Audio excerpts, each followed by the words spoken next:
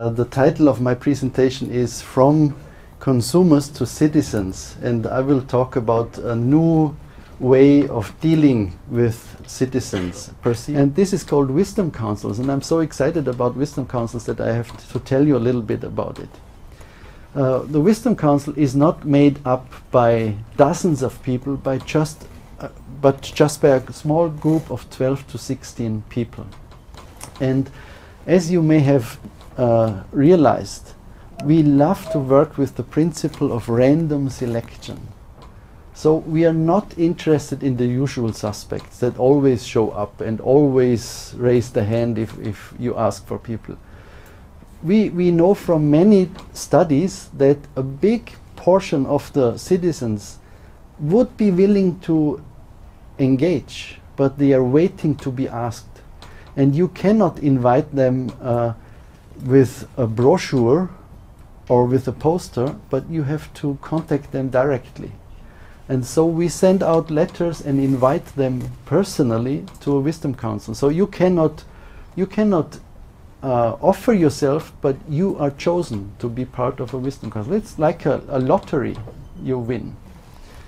So the second big difference to the citizens jury is that it's not 4 days, but only 1.5. A Friday afternoon and a Saturday. That's much easier for most of the people to attend.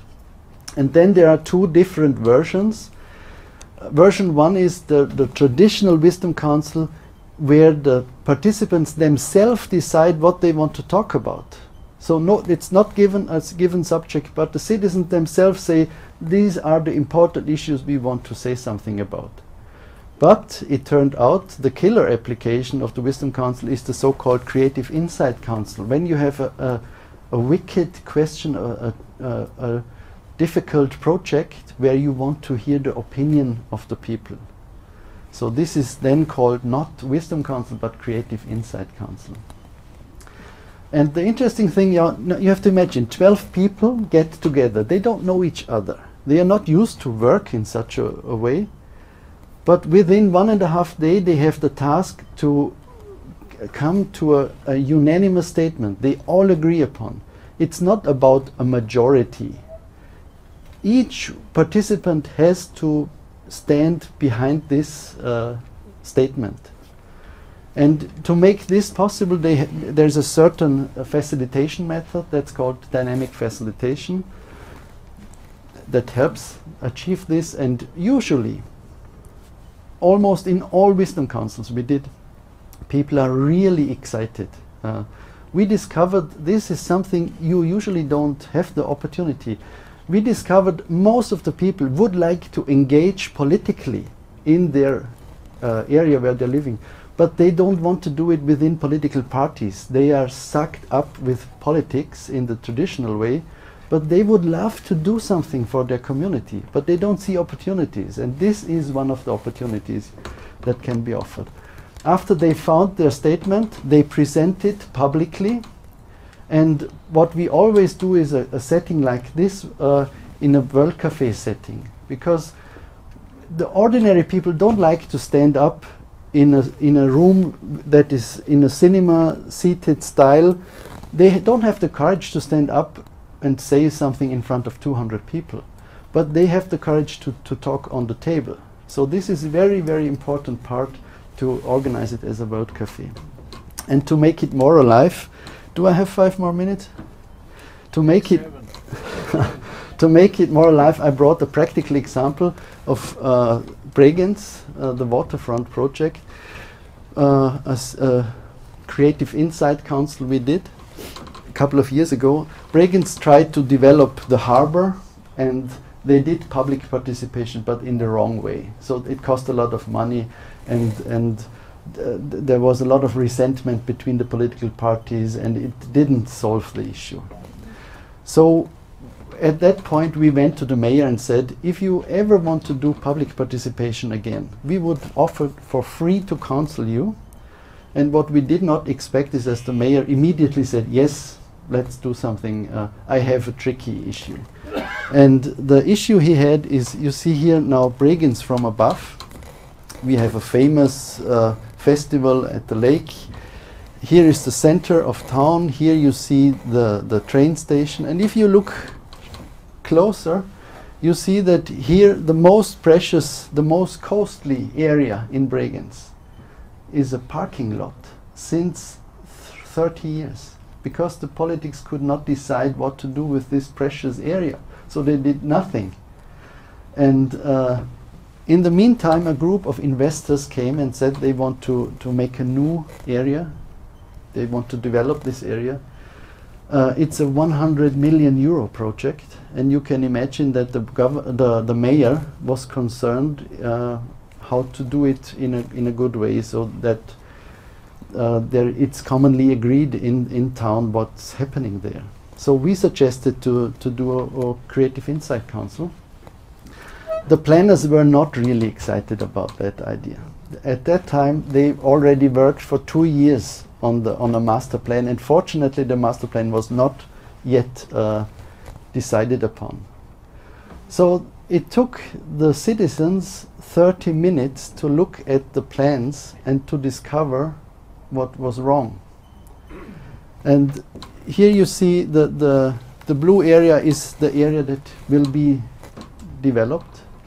And if you look closer, you see that Bregenz, the biggest asset of Bregenz is that it's on a lake. But it's divided from the lake by the train and by the street. So what the citizens said is, this is the chance of a century to reconnect the town with the lake. And if you do this not now, what do you want to do it? And so we need a better connection to the lake. And the planner said, oh, what do you think? We considered this, and we are planning an underpath. And the citizens said, we are not interested in an underpath. What we want is something like Spanish stairs, something that is attractive, that's on the sunny side, where you can, in the evening, take a rest, you can sit there, see the sunset, you can carry the children car or the bicycle upon it, and they were so excited about their idea that they didn't go home when the Wisdom Council was over. What they did is they gathered and they started to build models, and they organized press conferences. They were so excited, and imagine, this is not an initiative against something. This is an initiative for something. This is positive. They want to improve the quality in their community. And it didn't take long that the politicians, the investors, the planners agreed and said, well, you're right, we should consider this. And in the end, they decided to make such a Spanish stairs in Bregenz, and hopefully next year they will be built. Actually, they should have started this year, but it's complicated with financing at the moment, so it's delayed a bit, but next year it should be built.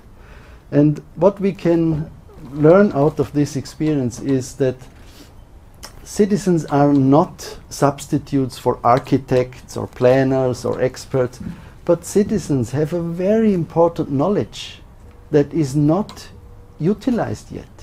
They are considered as an obstacle, as a disturbance, but actually they are a resource that should be used for the benefit of the whole community.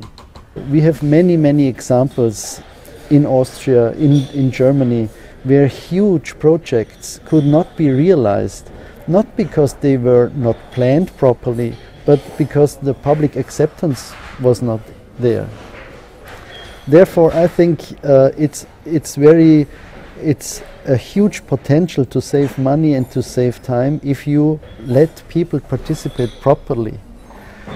The biggest mistake that is usually done is that people are consulted after decisions are already made, after a project has crystallized itself already. I think the huge potential is, even before the planning process starts, to consult the public about their concerns, about their wishes, about what is important for them. And then I think it should be desirable for any planner to do such processes like Wisdom Council in advance of a planning process.